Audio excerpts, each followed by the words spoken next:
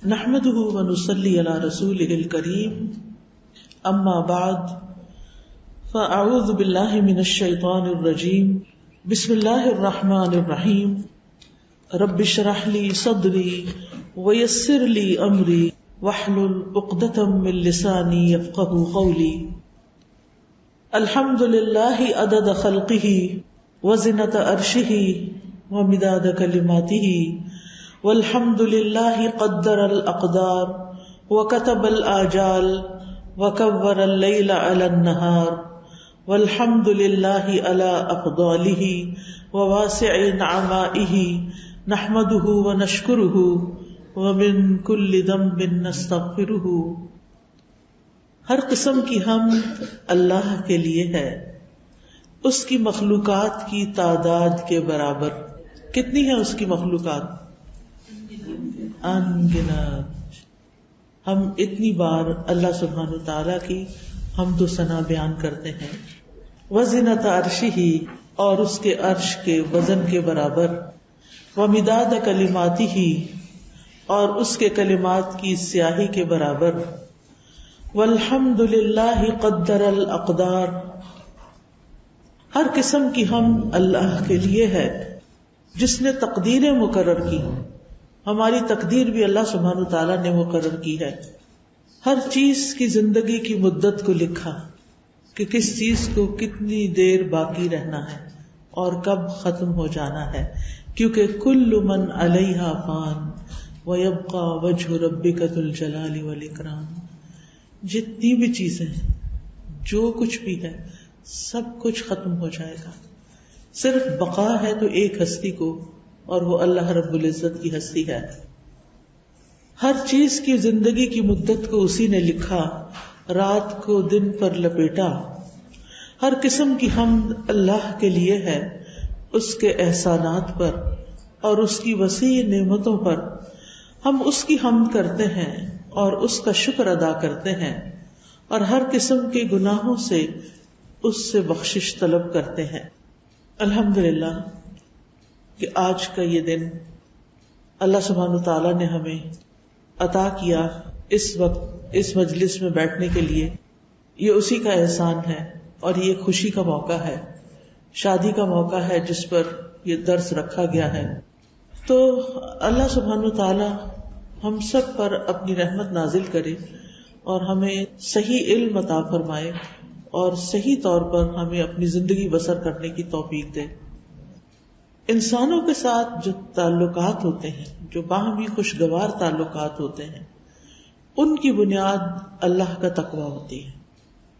جو شخص جتنا اللہ سے ڈرتا ہے، وہ بندوں کے ساتھ معاملہ کرتے ہوئے بھی اتنا ہی ڈرتا ہے کہ میں ان پر کوئی زیادتی نہ کر جاؤں، کوئی ظلم نہ کر بیٹھوں، کوئی ان کے ساتھ ایسا معاملہ نہ کروں کہ جو ان کے حق میں کمی کا باعث ہو.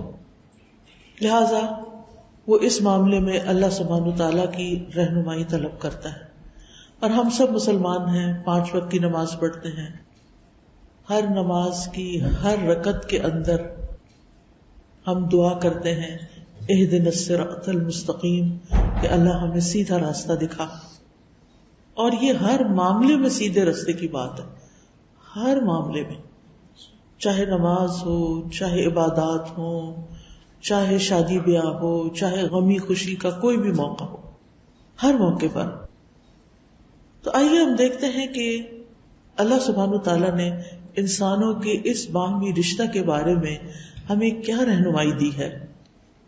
عام طور پر ہوتا یہ ہے کہ جب شادی کا موقع ہوتا ہے تو ہم بہت سی تیاریاں کرتے ہیں، اور اس میں ماں باپ بچوں کی خوشی کے لیے ہر طرح کی نعمتیں، ہر طرح کی چیزیں ان کے لیے فراہم کرتے ہیں. خوب دھوم دھام سے شادی کرتے ہیں، اور بعض اوقات اپنی استطاعت اور حیثیت سے بڑھ کر پیسہ خرچ کرتے ہیں، حتیٰ کہ فضول خرچی بھی کرتے ہیں، جس کو قرآن مجید میں شیطانی کام بتایا گیا ہے کہ فضول خرچی کرنے والے شیطان کے بھائی ہیں. لیکن بچوں کی خوشی کے لیے وہ بھی کر لیتے ہیں.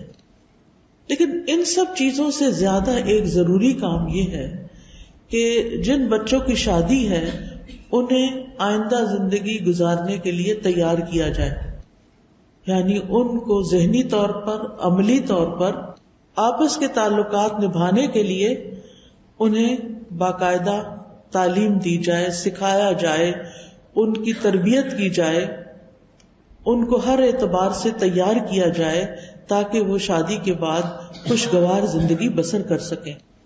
خوشگوار زندگی کا انحصار مال پر نہیں ہوتا، صرف کہ اگر آپ کے پاس پیسے بہت زیادہ ہیں اور آپ شادی کے بعد سیر و تفریح کے لیے چلے جاتے ہیں، یا شادی کے موقع پر آپ کو بہت سا زیور مل جاتا ہے، یا اچھے اچھے کپڑے مل جاتے ہیں، یا اچھا گھر مل جاتا ہے، یا اچھا کھانے کو مل جاتا ہے۔ بعض اوقات لوگوں کو یہ سب کچھ مل جاتا ہے، اس کے باوجود شادی ناکام ہو جاتی ہے، کیونکہ شادی کی خوشحالی کا انحصار صرف ان چیزوں پر نہیں، لیکن ہم نے اپنے سامنے جو کامیابی اور خوشی کا ایک معیار رکھا ہے وہ یہی بنا رکھا ہے۔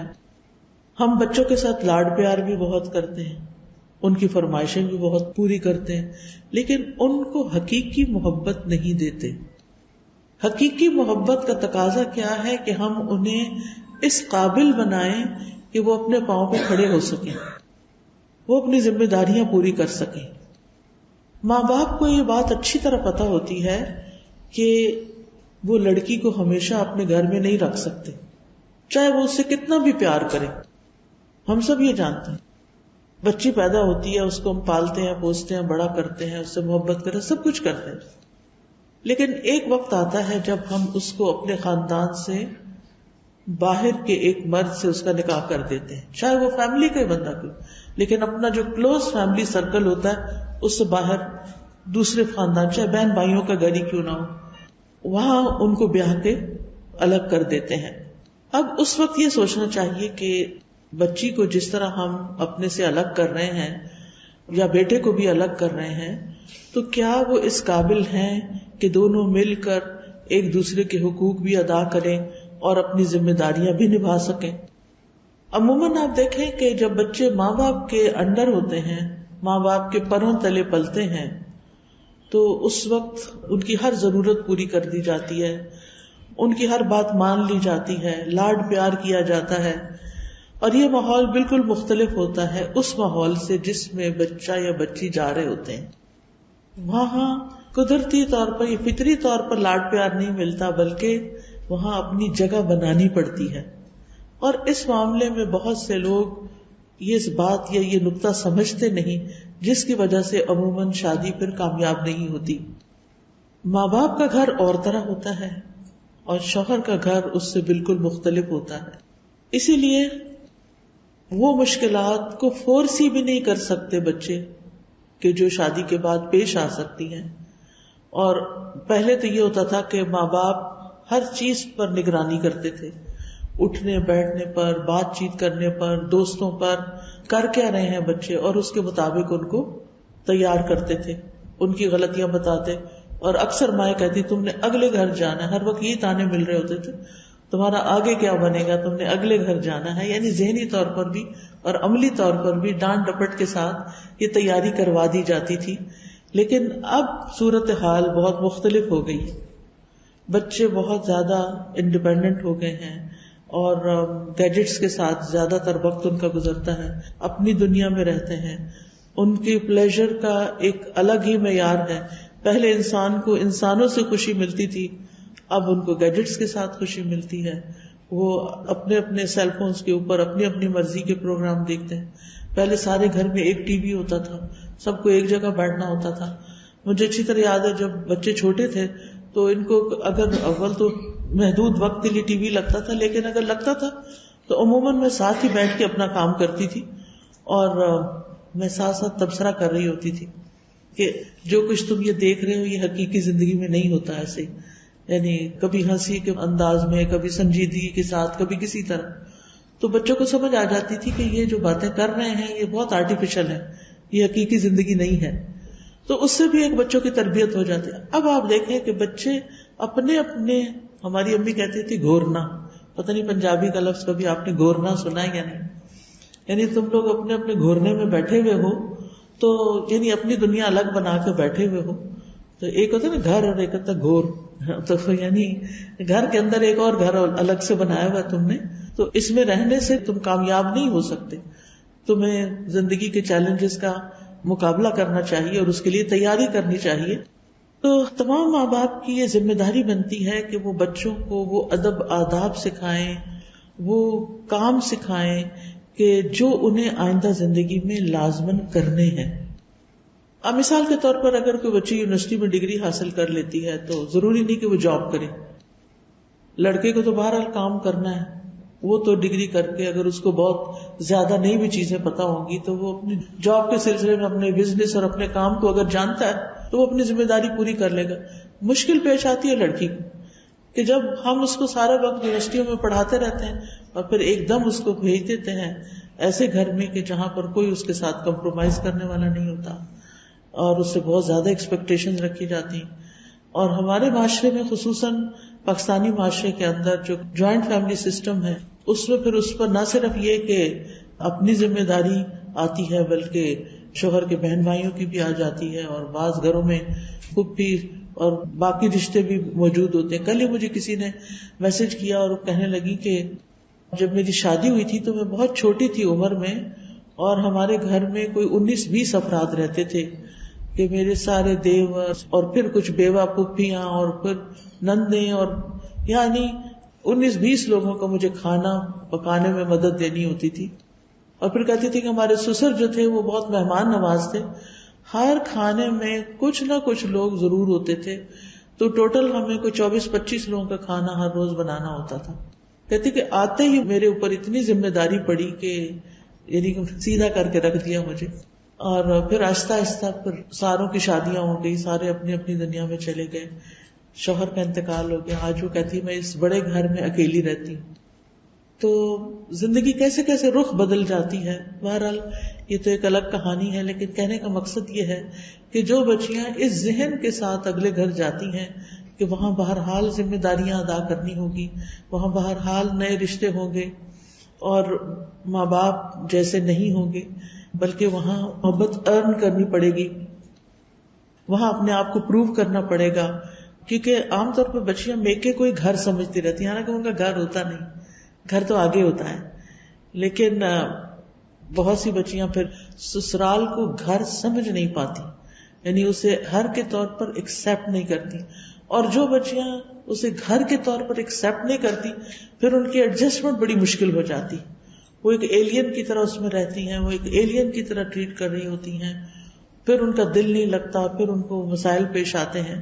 تو ضروری ہے کہ ہم شادی سے پہلے بچوں کو تیار کریں، پھر ان کی ذمہ داری دیں، پھر ان کو آزاد چھوڑ دیں، پھر ان کے معاملات میں انٹرفیئرنس نہ کریں.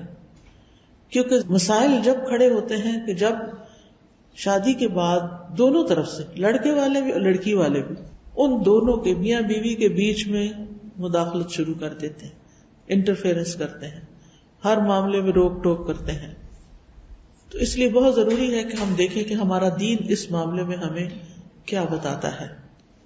ازدواجی رشتہ ہمارے دین میں بڑا اہمیت کا حامل ہے. سورۃ النحل میں اس کے بارے میں اللہ تعالیٰ کا فرمان ہے، وَاللَّهُ جَعَلَ لَكُم مِّنْ أَنفُسِكُمْ أَزْوَاجًا وَجَعَلَ لَكُم مِّنْ أَزْوَاجِكُمْ بَنِينَ وَحَفَدًا وَرَزَقَكُم مِّنَ الطَّيِّبَاتِ أَفَبِالْبَاطِلِ يُؤْمِنُونَ وَبِنِعْمَتِ اللَّهِ هُمْ يَكْفُرُونَ.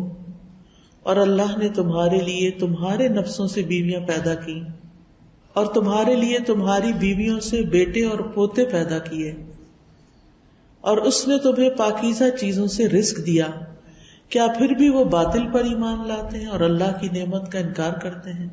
یعنی اللہ سبحانہ و تعالیٰ کیسے بدل بدل کے رشتے بناتے چلے جاتے ہیں، اور یہ اللہ کی نشانیوں میں سے ایک بہت بڑی نشانی ہے، اور یہ ایک فطرت کا نظام ہے جو اللہ نے چلایا ہے. اور اس کو اللہ سبحانہ و تعالیٰ ایمان لانے اور غور و فکر کرنے کے لیے اس سسٹم اور اس نظام پر ایک دعوت دیتے ہیں کہ انسان اس بارے میں سوچے تو صحیح، اور اس کو ایک نعمت قرار دیتے ہیں. یعنی افبالباطل یؤمنون وبنعمت اللہ، یعنی یہ نعمت کیا ہے؟ یعنی شادی کے بعد اولاد کا ہونا. پھر اللہ تعالیٰ نے میاں بیوی کے رشتے کو سکون اور مودت اور رحمت کا باعث بنایا ہے. ومن آیاتہ ان خلق لکم من انفسکم ازواجا لتسکنوا الیہا وجعل بینکم مودۃ ورحمہ ان فی ذلک لآیات لقوم یتفکرون. اور اس کی نشانیوں میں سے ایک یہ ہے کہ اس نے تمہاری ہی جنس سے تمہارے لیے بیویاں پیدا کی تاکہ تم ان کے پاس سکون حاصل کرو. یہ بات ہم سب خواتین کو سمجھ لینی چاہیے کہ شادی کے بعد ایز اے وائف ہمارا رول کیا ہے، اور وہ رول اس میں نمبر 1 یہ ہے کہ بیوی اپنے شوہر کے لیے سکون کا باعث ہو. یعنی اگر کوئی عورت اپنے شوہر کے لیے پریشانی کا باعث ہے اور مصیبت کا باعث ہے اور تکلیف کا باعث ہے تو پھر وہ اللہ کے ہاں گناہگار ہے.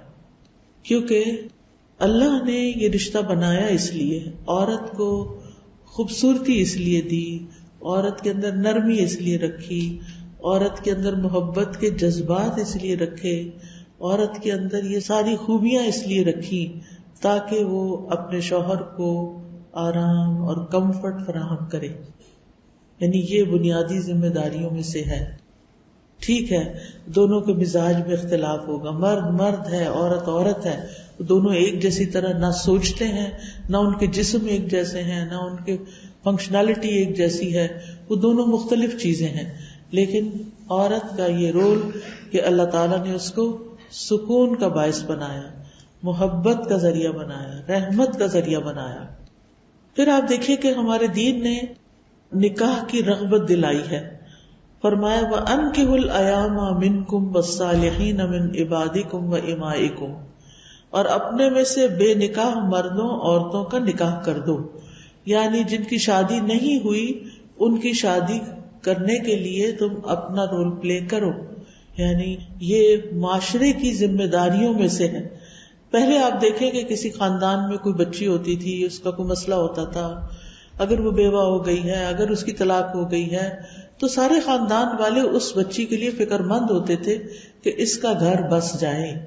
لیکن آج آپ دیکھیں کہ ان رشتوں کے اندر ایک دوسرے کے لیے کوئی جگہ نہیں رہی اور ایک دوسرے کے لیے کوئی فکر مندی نہیں رہی. یعنی پہلے بڑے بزرگ جو ہوتے تھے وہ سارے بچوں کے بارے میں خود فیصلے کر دیا کرتے تھے. ٹھیک ہے وہ کچھ اچھے ہوتے تھے، کچھ نہیں بھی ہوتے تھے، لیکن بہرحال وہ اس کو اپنی ذمہ داری سمجھتے تھے. آج کل اتنی حیرانی ہوتی ہے کہ بعض اوقات ماں باپ کو بھی فکر نہیں ہوتی کہ بچوں کی شادی کریں. یعنی کئی بچیوں نے مجھ سے یہ کمپلینٹ کی کہ ہماری اب اتنی عمر ہوتی چلی جا رہی ہے لیکن ہمارے ماں باپ کو کوئی فکر نہیں. اس کی بعض اوقات وجہ یہ ہوتی ہے کہ بیٹی کی کمائی آ رہی ہوتی ہے، اس سے ذرا گھر میں تھوڑی سی سچویشن کمفرٹیبل ہو جاتی ہے. اب ان کو یہ ہوتا ہے کہ اگر اس کی شادی کر دی تو یہ جو آمدنی کا سورس ہے یہ ختم ہو جائے گا، یہ بچی کے دوسرے گھر چلی جائے گی تو پھر کیا ہوگا. اس بنا پہ نہیں کرتے.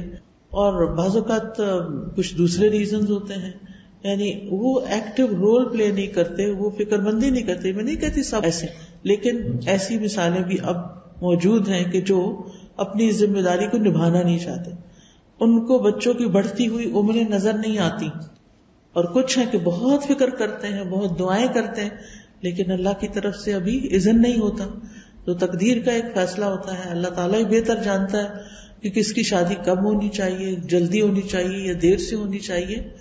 لیکن بہرحال یہاں میرا مقصد یہ بتانے کا کہ یہ والدین کی ذمہ داریوں میں سے ایک ذمہ داری ہے. جس طرح کھلانا پلانا پڑھانا لکھانا ذمہ داری، ایسی ہی شادی بھی ذمہ داری ہے.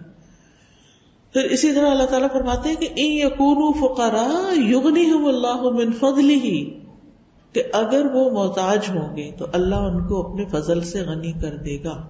یعنی شادی کے وقت اگر بچہ ابھی بہت ویل آف نہیں ہے، ابھی پوری طرح جاب نہیں ہے، تو اللہ سبحانہ تعالیٰ اپنے فضل سے ان کو رزق دے گا. پھر اسی طرح یہ ہے، ہم دیکھتے ہیں کہ شادی انبیاء اور نیک لوگوں کا طریقہ رہا ہے. قرآن مجید میں اللہ تعالیٰ سورۃ الرعد میں فرماتے ہیں وَلَقَدْ أَرْسَلْنَا رُسُلًا مِّن قَبْلِكَ وَجَعَلْنَا لَهُمْ أَزْوَاجًا وَذُرِّيَّةً، کہ یقیناً آپ سے پہلے بھی ہم نے کئی رسولوں کو بھیجا اور ہم نے ان کے لیے بیویاں اور اولاد بنائی. یعنی جتنے بھی رسول اور پیغمبر آئے ہیں سوائے عیسیٰ علیہ السلام کے، اور یحییٰ علیہ السلام کے ہمیں نہیں پتہ چلتا کہ کسی اور نے شادی نہ کی ہو، یعنی ان کی بیویاں بھی تھیں اور ان کے بچے بھی تھے. حضرت عائشہ کہتی ہیں کہ رسول اللہ صلی اللہ علیہ وسلم نے فرمایا نکاح میری سنت ہے، بس جو میری سنت پر عمل نہیں کرتا وہ مجھ سے نہیں. تم لوگ شادی کیا کرو کیونکہ میں تمہاری تعداد کی بنا پر سابقہ امتوں سے کثرت تعداد میں مقابلہ کروں گا. اسی طرح ایک اور روایت کے مطابق شادی نہ کرنے والا نبی صلی اللہ علیہ وسلم کے طریقے سے منہ موڑنے والا ہے. یعنی آپ کی امت میں سے ہوتے ہوئے اگر کوئی شخص جان بوجھ کے شادی نہیں کرے، کیونکہ ابھی لیٹلی یہ ٹرینڈز آ گئے ہیں کہ ماں باپ فکر مند ہیں لیکن بچے شادی نہیں کرنا چاہتے، یعنی وہ کہتے ہیں کہ پھر ہمارے اوپر ذمہ داری آ پڑے گی. اور ویسے بھی آس پاس دائیں بائیں آگے پیچھے شادی شدہ جوڑوں کے جو حالات دیکھتے ہیں اور آپس کی لڑائی جھگڑے دیکھتے ہیں، تو اس کی وجہ سے بھی ان کے اندر ایک خوف آ جاتا ہے کہ شاید یہ رشتہ سکون کا رشتہ نہیں ہے اور صرف پریشانیوں کا رشتہ ہے، تو اس وجہ سے بھی وہ یعنی پیچھے ہٹ جاتے ہیں. حضرت انس کہتے ہیں کہ نبی صلی اللہ علیہ وسلم کے چند صحابہ نے ازواج مطہرات سے نبی صلی اللہ علیہ وسلم کی خفیہ عبادت کے بارے میں پوچھا، تو ان میں سے ایک نے کہا میں عورتوں سے نکاح نہیں کروں گا، کسی نے کہا میں گوشت نہیں کھاؤں گا، کسی نے کہا میں بستر پر نہیں سوؤں گا. جب آپ کو یہ پتا چلا تو آپ نے لوگوں کو جمع کیا، اللہ کی حمد و ثنا کی اور فرمایا ان لوگوں کو کیا ہو گیا ہے جنہوں نے ایسی اور ایسی باتیں کہی ہیں، جبکہ میں رات کو نوافل پڑھتا ہوں، سوتا بھی ہوں، نفلی روزہ رکھتا ہوں اور ترک بھی کرتا ہوں اور عورتوں سے نکاح بھی کرتا ہوں، بس جو میرے طریقے سے منہ موڑے گا وہ مجھ سے نہیں. یعنی جان بوجھ کے سارے وسائل اور حالات کے موافق ہونے کے باوجود شادی سے انکار کرنا کہ کرنی ہی نہیں، اسلام میں یہ پسندیدہ نہیں. شادی جو ہے یا نکاح جو ہے وہ نصف دین مکمل کرنے کا ذریعہ ہے. نبی صلی اللہ علیہ وسلم نے فرمایا جو شخص نکاح کر لیتا ہے وہ اپنا آدھا دین مکمل کر لیتا ہے، لہٰذا اسے چاہیے کہ باقی آدھے دین کے بارے میں اللہ سے ڈرتا رہے، یعنی باقی آدھا دین اور کاموں سے مکمل کر لے. پھر اسی طرح آپ دیکھیں کہ دنیا میں بھی ایمان والوں کے لیے شادی پسندیدہ ہے اور جنت میں بھی پاکیزہ جوڑے ہوں گے. والذین آمنوا وعملوا الصالحات سندخلهم جنات تجری من تحتها الانہار خالدین فیہا ابدا لہم فیہا ازواج مطہرہ وندخلہم ظلا ظلیلا. اور وہ لوگ جو ایمان لائے اور انہوں نے نیک عمل کیے، ان قریب ہم انہیں ایسے باغات میں داخل کریں گے جن کے نیچے سے نہریں بہتی ہیں، وہ ان میں ہمیشہ ہمیشہ رہنے والے ہیں. ان کے لیے ان باغوں میں انتہائی پاکیزہ بیویاں ہوں گی اور ہم انہیں گھنے سایوں میں داخل کریں گے. جنت کی خوبصورتیوں میں سے خوبصورتی یہ ہے کہ وہاں کوئی بھی سنگل پرسن نہیں ہوگا، یعنی ہر شخص کی شادی ہوگی. اگر دنیا میں کسی کی شادی نہیں بھی ہوئی تو وہاں اللہ سبحانہ وتعالی ان کے لیے جوڑے مہیا کرے گا. اہل جنت کو ان کی بیویوں کے ساتھ جنت میں بھیجا جائے گا. حکم ہوگا ادخلوا الجنت انتم وازواجکم تحبرون، تم اور تمہاری بیویاں جنت میں داخل ہو جاؤ، تم خوش کر دیے جاؤ گے، یعنی اندر جاؤ گے تو تمہیں خوشی ہی خوشی ہوگی. اور نبی صلی اللہ علیہ وسلم نے فرمایا کہ جنت میں کوئی بھی کنوارا نہیں ہوگا. اب یہ ہے کہ شادی کے موقع پر انسان کے کئی معیار ہوتے ہیں. نبی صلی اللہ علیہ وسلم نے فرمایا کہ 4 وجوہات کی بنا پر شادی کی جاتی ہے. عورت کے مال، حسب نسب، اس کی خوبصورتی اور اس کے دین کی وجہ سے. تم دین والی عورت کو اختیار کرو، تمہارے ہاتھ خاک آلود ہوں. یعنی شادی کے موقع پر اگر رشتے کی اٹھان میں اور رشتے کی پہچان میں اگر صحیح ڈیسیژن ہو جائے تو آگے بھی زندگی آسان ہو جاتی ہے. رسول اللہ صلی اللہ علیہ وسلم نے فرمایا کہ دنیا فائدہ اٹھانے کی چیز ہے اور دنیا کی بہترین متاع نیک عورت ہے. یعنی اگر کسی کو نیک بیوی مل جاتی ہے تو اس کو گویا دنیا کی سب سے بڑی دولت مل گئی. پھر اسی طرح آپ دیکھیں کہ نہ صرف یہ کہ عورت بلکہ مرد کے اندر بھی یہی خصوصیت ہونی چاہیے. رسول اللہ صلی اللہ علیہ وسلم نے فرمایا جب ایسا شخص تمہارے پاس نکاح کا پیغام بھیجے جس کے دین اور اخلاق سے تم مطمئن ہو تو اس سے اپنی بیٹی کا نکاح کر دو. یعنی اگر کوئی دین والا، حقیقی دین والا تمہارے پاس آتا ہے، لیکن اگر دنیا کے اعتبار سے اس کے پاس بہت نہیں، تو اس چیز کو لے کے بیٹھنا چاہو کہ وہ ویسے تو اچھا ہے اخلاق کا، لیکن اس کی جاب کوئی بہت اچھی نہیں، تو اب یہ بچے کہاں سے کھائیں گے. نہیں، انشاءاللہ اللہ سبحانہ تعالیٰ ان کے لیے کوئی نئے دروازے کھول دے گا. دنیا جو ہے اتنی نہیں جتنی ہماری دو آنکھیں دیکھتی ہیں، اللہ کے خزانے بہت وسیع ہیں. لیکن آپ نے فرمایا اگر تم نے ایسا نہیں کیا تو زمین میں فتنہ اور زبردست فساد ہوگا. یعنی اگر دین والے کو یا اچھے اخلاق والے کو تم نے ٹھکرا دیا تو پھر اس کے کانسیکوینسز اچھے نہیں ہوں گے. اب ازدواجی رشتے کو کامیاب بنانے کے لیے کچھ اصول ہمیں ہمارے دین نے دیے ہیں. ان میں سب سے پہلے مردوں کو کہا گیا وَعَاشِرُوهُنَّ بِالْمَعْرُوفِ کہ عورتوں کے ساتھ بھلے طریقے سے زندگی بسر کرو. اور پھر دونوں کے اوپر ذمہ داری ڈالی گئی، کچھ مرد کے فرائض ہیں اور عورت کے حقوق ہیں، اور کچھ عورت کے فرائض ہیں اور مرد کے حقوق ہیں. اور یہی عدل و انصاف ہے کہ دونوں پر کچھ ذمہ داریاں بھی ہیں اور دونوں کے لیے کچھ حقوق بھی ہیں. اور اس میں ہم دیکھیں کہ سب سے پہلی بات تو یہ ہے کہ دونوں کو اللہ سبحانہ تعالیٰ کی اطاعت پر ایک ہونا چاہیے. نبی صلی اللہ علیہ وسلم نے فرمایا اللہ تعالیٰ اس مرد پر رحم فرمائے جو رات کو اٹھے اور نوافل ادا کرے، اپنی بیوی کو بھی جگائے اور وہ بھی نفل پڑھے، اور اگر بیوی اٹھنے میں سستی کرے تو اس کے چہرے پر پانی چھڑک دے. اور اللہ تعالیٰ اس عورت پر رحم فرمائے جو رات کے وقت اٹھے، نفل پڑھے، اپنے شوہر کو بھی جگائے، وہ بھی نفل پڑھے. اگر شوہر اٹھنے میں سستی کرے تو اس کے چہرے پہ پانی چھڑک کر اس کو اٹھائے. لیکن آج آپ دیکھیں کہ ایسا تعلق کہاں ہے کہ آپ پانی چھڑکیں اور پھر اس کے نتیجہ جو سامنے آئے گا وہ آپ کو معلوم ہی ہے. یعنی یہ جو مثال دی گئی اس سے یہ پتہ چلتا ہے کہ اللہ تعالیٰ کا مطلوبہ جوڑا کون سا ہے کہ جو ایک دوسرے کے ساتھ نیکی کے کاموں پہ تعاون کرنے والا، ایک دوسرے کو خیر کی بات بتانے والا، اور وہ خیر کی بات سن کے فساد کریٹ کرنے والا نہیں یا لڑائی جھگڑا ڈالنے والا نہیں. آج تو اگر بیوی بعض اوقات کوئی اچھی بات شوہر سے شیئر کرے تو بس وہ فوراً آگے سے روک دیتے ہیں، یہ کہتے ہیں تم میری استانی نہ بنو، تم میری ماں نہ بنو، بس مجھے بہت نصیحتیں ہو چکی ہیں، اپنے پاس ہی رکھو ان نصیحتوں کو. لیکن ہمارے دین میں آپ دیکھیں کہ دونوں کے درمیان آپ کس کے منہ پہ پانی چھڑک سکتے ہیں؟ جس کے ساتھ آپ کی واقعی فرینکنس ہو، واقعی آپ ایک دوسرے کے قریب ہو اور وہ اس چیز کو مائنڈ نہ کرنے والے ہوں. پھر ایک دوسرے کے راز فاش نہیں کرنے چاہیے. فالصالحات قانتات حافظات للغیب بما حفظ اللہ کہ نیک عورتیں جو ہیں وہ فرمانبردار ہوتی ہیں اور شوہر کے حقوق کی حفاظت کرنے والی ہوتی ہیں. اور حقوق کی حفاظت میں اس کے مال کی حفاظت، اس کے گھر کی حفاظت، اس کے بچوں کی حفاظت، اور اس کے علاوہ ایک دوسرے کے سیکرٹس کی حفاظت. اب آپ دیکھیے کہ یہ جو بات ہے کہ ایک دوسرے کے سیکرٹس جو ہیں وہ نہ کھولے جائیں، تو یہ کتنی کام کی بات ہے اور اس میں بھی بڑی گہرائی ہے. اس کا مطلب یہ ہے کہ ہسبینڈ وائف دونوں ایک دوسرے سے اپنے سیکرٹس شیئر کرتے ہیں، اور اگر ان کی اتنی بھی بانڈنگ نہیں کہ وہ ایک دوسرے سے سیکرٹ شیئر کر سکیں، اعتماد ہی نہیں، پھر ایک دوسرے پہ ٹرسٹ ہی نہیں، تو پھر باقی تعلق کیسا ہے؟ تو روکا پھیکا تعلق ہے.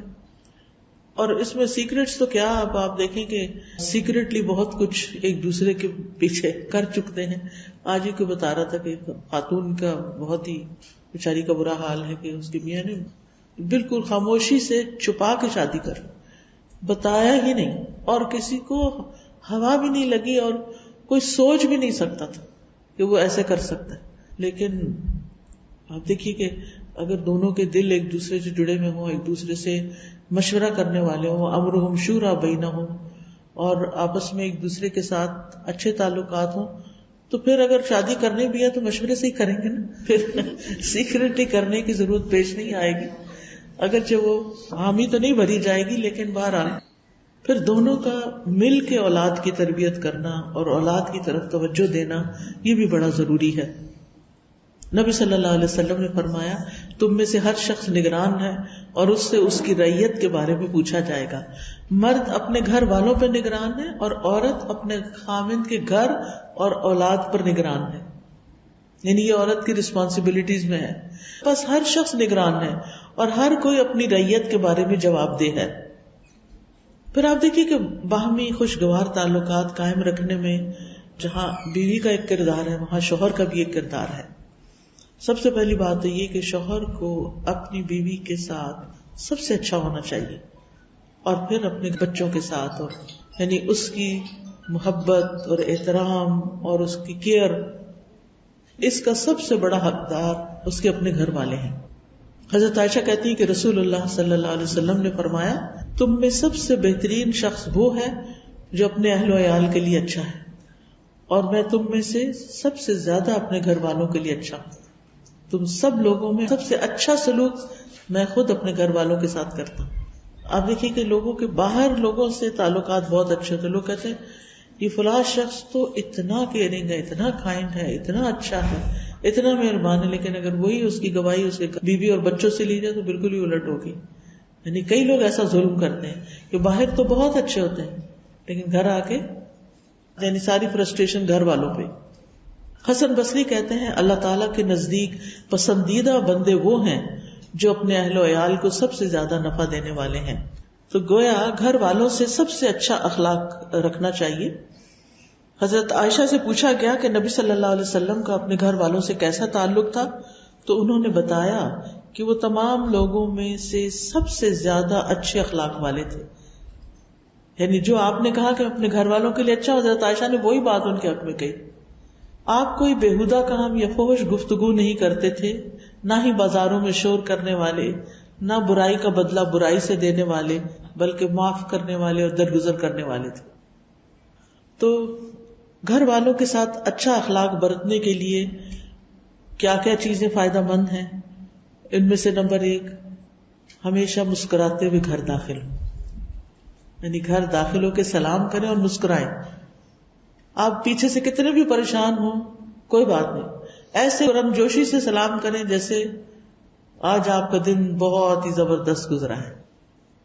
دوسرے یہ کہ شوہر جو ہیں وہ گھر آ کر اپنی بیوی کے اچھے کاموں کی تعریف کریں. یعنی کوئی بھی چیز دیکھ لیں، یہ آج تو بہت صفائی لگ رہی ہے، آج تو کھانے کی خوشبو بہت اچھی آ رہی ہے، آج تو بچے بڑے آرام سے بیٹھے، یعنی کوئی نہ کوئی نقطہ پکڑ کے بیوی کی تعریف کرے تاکہ اس کی ساری تھکاوٹ اتر جائے. پھر بیوی کے کاموں میں دلچسپی لیں. اچھا تم نے کیا پکایا آج، کیسے پکایا، جلدی ہو گیا تھا، بس ایک دو جملے تو آپ دیکھیں گے کہ اس کی ساری کیفیت ہی بدل جائے گی.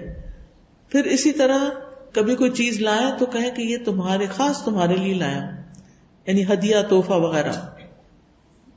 پھر محبت کا اظہار، پھر دل لگی ہنسی مذاق، اور برملا اظہار کہ مجھے اپنی بیوی سے محبت ہے. چھپانے کی ضرورت نہیں اس کو، اسے کسی نے کچھ نہیں کہنا. یہ ہمارے معاشرے میں ہے کہ وہ کہنے نہیں دیتے یہ بات. نبی صلی اللہ علیہ وسلم سے حضرت عمرو بن العاص نے پوچھا یا رسول اللہ صلی اللہ علیہ وسلم آپ کو سب سے زیادہ کس سے محبت ہے؟ آپ نے فرمایا عائشہ سے. جو سچی بات تھی وہ بتا دی. تو وہ پوچھتے ہیں اچھا مردوں میں سے کس سے؟ آپ نے فرمایا ان کے والد سے.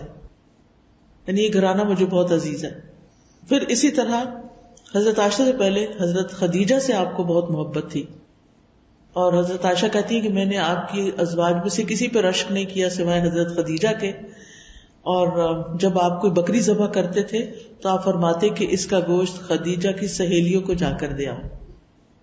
وہ کہتی ہے ایک دن میں غصے میں آ گئی، میں نے کہا ہر وقت خدیجہ، یعنی ظاہر ہے کہ سوکن ہے تو رشتہ ہی ایسا ہے. تو آپ نے فرمایا قد رزقت حبھا، مجھے اس کی محبت کا رزق دیا گیا، میرے دل میں اس کی محبت ڈال دی گئی. یعنی سچی بات کی. اور پتہ سچائی میں کیا ہے؟ سچائی میں بڑی برکت ہے. ایک دفعہ کوئی تھوڑا سا ناراض بھی ہو جائے گا، اس کے بعد اس کو سمجھ آ جائے گی کہ یہ تو ایک حقیقت ہے، ایسے ہی ہونا ہے، حقیقت یہی ہے، اور پھر وہ خود اپنے آپ کو اس طرح ایڈجسٹ کرنے کی کوشش کرے گا. پھر اسی طرح یہ ہے کہ محبت کا عملی اظہار کرنا، صرف زبانی کلامی نہیں بلکہ کسی کام کے ذریعے، کسی چیز کے ذریعے. پھر بیوی کو مناسب وقت دینا. یعنی بہت سے اگر کپلز کی آپس کی کھینچا تانی دیکھی جائے تو اس کی بنیادی وجہ یہ ہوتی ہے کہ ایک دوسرے کو ٹائم نہیں دیتے. یعنی کوئی نہ کوئی ٹائم ایکسکلوسیولی بیوی کے لیے ضرور ہونا چاہیے جس میں وہ ایک دوسرے سے دل کی بات کر سکیں. یعنی بعض اوقات ہم کہتے ہیں کہ ہم بچوں کو سنبھال رہے ہیں، اور خواتین بعض اوقات ایسے دیکھنے میں آتا ہے کہ شوہر آیا گھر میں تھکا تھکایا، نہ اس کو کچھ پوچھا نہ کیا، اور پھر اگر بچے چھوٹے ہیں تو بچوں میں ہی لگے رہے. وہ کھڑا ہے، وہ دیکھ رہا ہے، وہ انتظار کر رہا ہے کہ اچھا میری بھی باری کبھی آئے گی. لیکن خواتین کو ظاہر ہے کہ بچے سے ایک ماں کو جو محبت ہوتی ہے وہ سب کو پتا ہے، اور وہ سمجھتی ہے کہ وہ بالکل صحیح کر رہی نہیں. اس طرح جب شوہر اگنور ہونے لگتا ہے تو پھر تعلقات میں خشکی آ جاتی ہے. تو اس کو یہ فیلنگ نہیں آنی چاہیے کہ بچے کی وجہ سے مجھے اگنور کیا جا رہا ہے. پھر اس میں ہم دیکھتے ہیں کہ نبی صلی اللہ علیہ وسلم حضرت عائشہ کو باقی ازواج کو بھی جیسے ٹائم دیتے تھے. پھر ایک مرتبہ عید کے دن نبی صلی اللہ علیہ وسلم مسجد میں کچھ حبشیوں کے کرتب دکھا رہے تھے، تو آپ نے حضرت عائشہ کو بھی بلا لیا. انہوں نے نبی صلی اللہ علیہ وسلم کے کندھے پہ سر رکھ کر دیکھنا شروع کر دیا. نبی صلی اللہ علیہ وسلم نے اپنے کندھے جھکا دیے. حضرت عائشہ کندھے پہ سر رکھ کر ٹیک کے دیکھتی رہی. جب دل بھر گیا تو واپس چلی گئی. اور یہ ایک پبلک پلیس تھی جس میں آپ نے ان کو فیسیلیٹیٹ کیا. پھر اسی طرح دل لگی، اور کبھی کبھی اکٹھے کوئی کھیل کھیل لینا، جیسے آپ نے ریس کا مقابلہ کیا تھا، ایک دفعہ آپ جیتے تھے اور ایک دفعہ حضرت عائشہ جیتی تھی. پھر اسی طرح بیوی کے آرام کا خیال رکھنا، کیونکہ بعض اوقات شوہر کسی بھی ضرورت سے بیوی کو جب دل چاہتا اٹھا کے رکھ دیتے ہیں. کوئی چھوٹی سی چیز نہیں مل رہی، وہ بیچاری تھک آ کے سوئی ہے، اس کو اٹھا کے اچھا وہ فلاں چیز کدھر ہے، اچھا دوبارہ وہ سونے کی کوشش کرتے پھر اٹھا دیں گے، اچھا میں جا رہا ہوں، اچھا ایسا ہو رہا ہے، اچھا ویسے.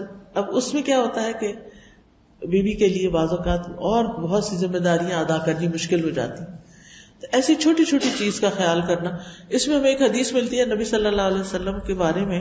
حضرت عائشہ کہتی ہے کہ ایک دفعہ نبی صلی اللہ علیہ وسلم میری طرف تھے، تو آپ آ کر لیٹے، اور تھوڑی دیر کے بعد جب انہیں یہ محسوس ہوا کہ حضرت عائشہ سو گئی ہیں، حالانکہ وہ ابھی سوئی نہیں تھی، تو وہ چپکے سے اٹھے، اپنی چادر اتاری، چپکے سے جوتے پہنے، چپکے سے دروازہ کھولا، آہستہ آہستہ باہر نکل گئے، بقیع کی طرف گئے. تو یہ جو روایت آتی ہے نا، اس میں چپکے سے یہ کیا، چپکے سے اس سے یہ پتہ چلتا ہے کہ کس طرح آپ ازواج کے آرام کا خیال رکھتے تھے. آج ہمارے اندر سے وہ چیز نکل گئی، کبھی جوتے ماریں گے زور زور سے، کبھی دروازہ، کبھی واش روم جا رہے ہیں تو دم سے دروازہ بند کیا، کبھی وہ کیئر نہیں ہوتی جو ہونی چاہیے. پھر اسی طرح یہ ہے کہ حضرت جابر کہتے ہیں کہ رسول اللہ صلی اللہ علیہ وسلم نرم دل انسان تھے. جب بھی حضرت عائشہ آپ سے کسی چیز کی فرمائش کرتی، آپ اسے ضرور پورا کر دیتے تھے. تو بیوی کی فرمائش پورا کرنا جائز حدود میں ہو، بیوی بھی سوچ سمجھ کے کرے کہ میرے شوہر کی وسعت کتنی ہے، لیکن شوہر کو بھی تعلق اصل میں کوئی بھی ایک طرف سے نہیں ہوتا، دو طرفہ ہی تعلق ہوتے ہیں، اور دونوں کو ہی ایک دوسرے کی کیئر کرنی چاہیے. نبی صلی اللہ علیہ وسلم سے پوچھا گیا کہ ہم پر ہماری بیوی کا کیا حق بنتا ہے. آپ نے فرمایا جب تم کھاؤ تو اسے بھی کھلاؤ، یعنی کھانا اکٹھے کھاؤ، جو خود کھاتے وہی کھلاؤ. جب پہنو یا کماؤ تو اسے بھی پہناؤ، یعنی یہ نہیں کہ اپنا سوٹ لے آیا، اپنے کپڑے خرید لائے اور بیوی کے لیے کچھ بھی نہ خریدا. اس کے چہرے پر نہ مارو، اسے گالی مت دو، یعنی بیوی کو گالی نہیں دے سکتے. اور اگر اس سے الگ ہونا ہو تو گھر میں ہی رکھو، اس کو گھر سے باہر نہیں نکال سکتے. نبی صلی اللہ علیہ وسلم نے فرمایا آدمی کو ہلاک کرنے کے لیے اتنا ہی گناہ کافی ہے کہ جس کا خرچ اس کے ذمے اسے خرچ نہ دے.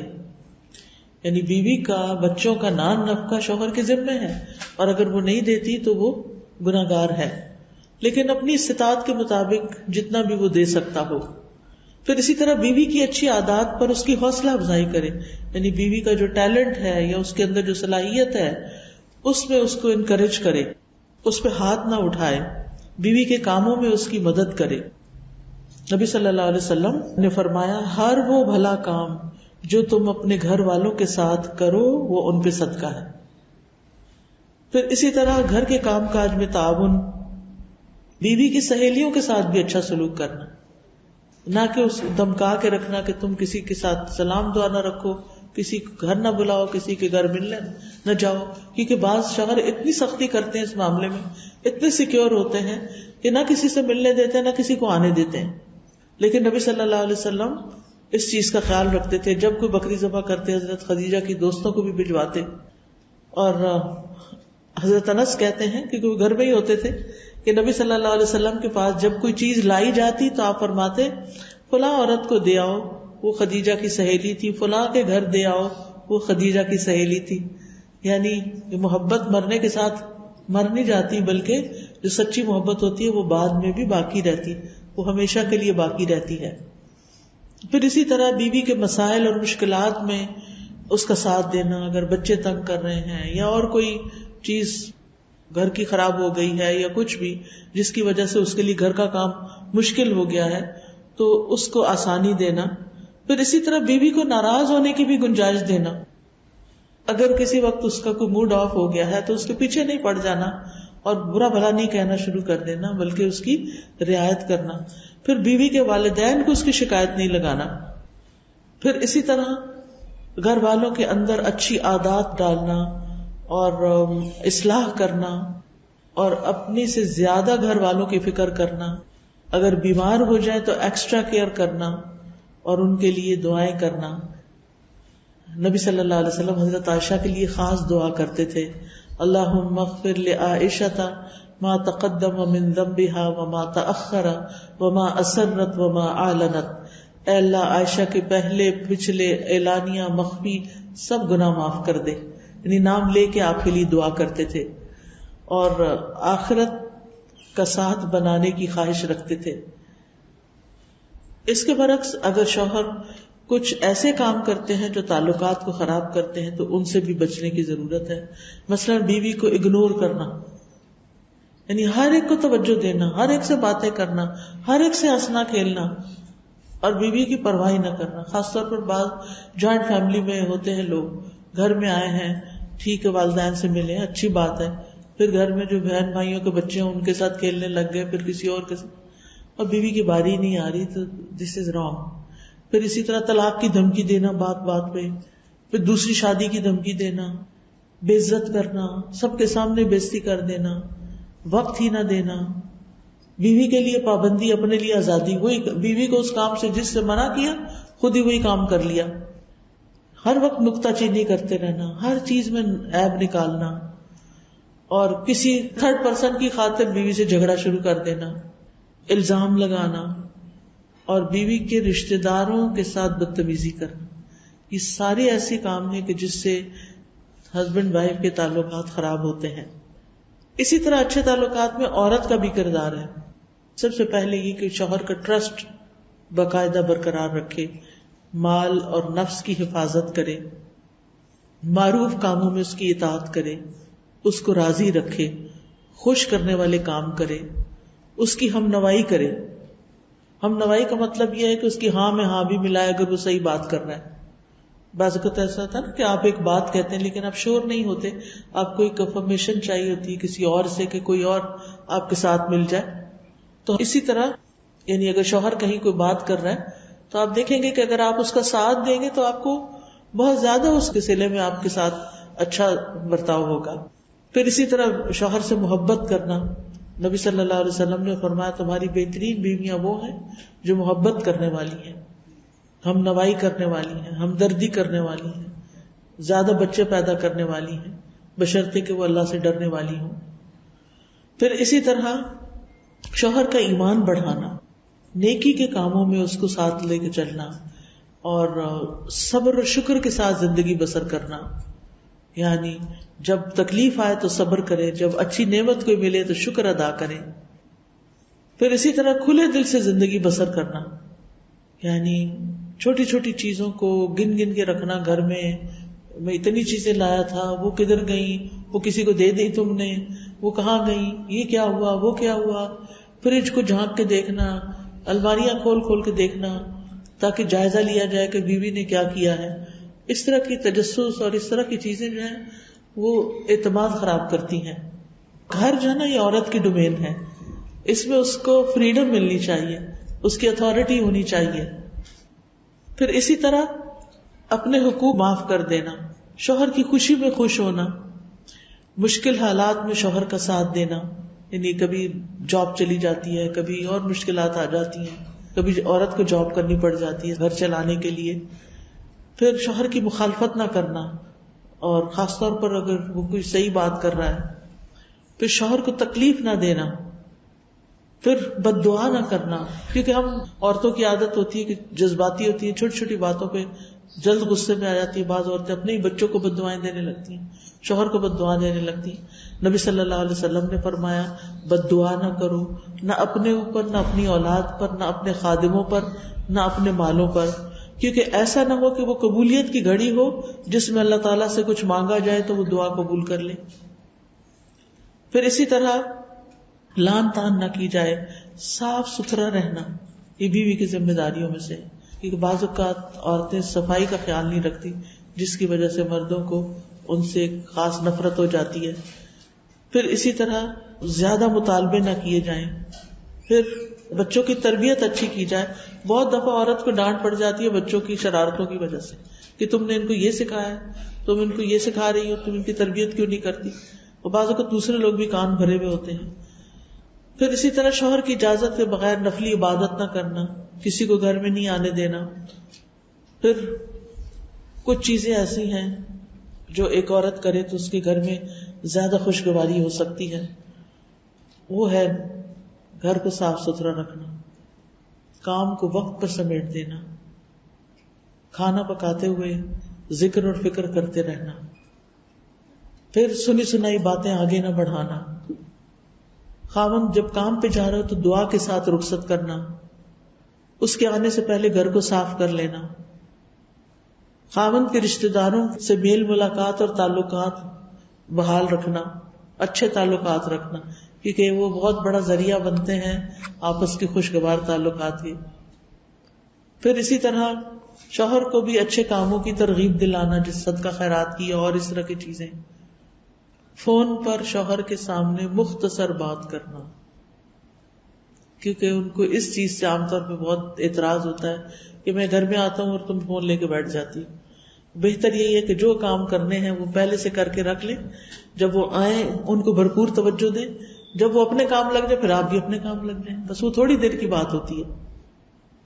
اسی طرح گھر کی حفاظت کرنا، گھر کے مال کی، ایسا کام کوئی نہ کرے کہ جس سے شوہر کی نگاہوں سے گر جائیں.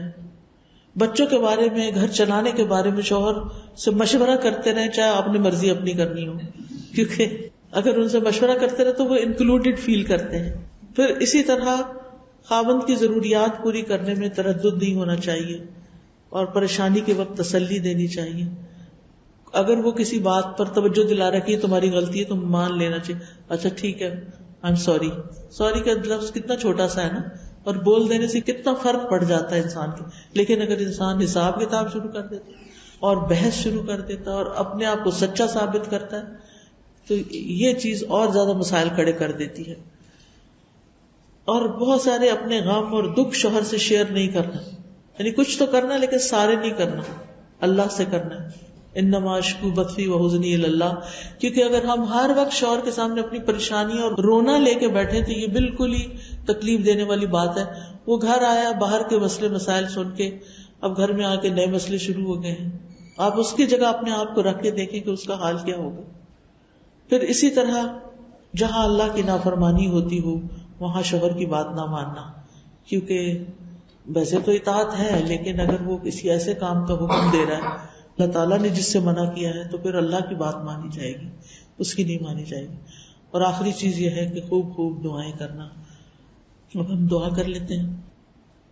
سبحان اللہ والحمد للہ ولا الہ الا اللہ واللہ اکبر ولا حول ولا قوة الا باللہ العلی العظیم.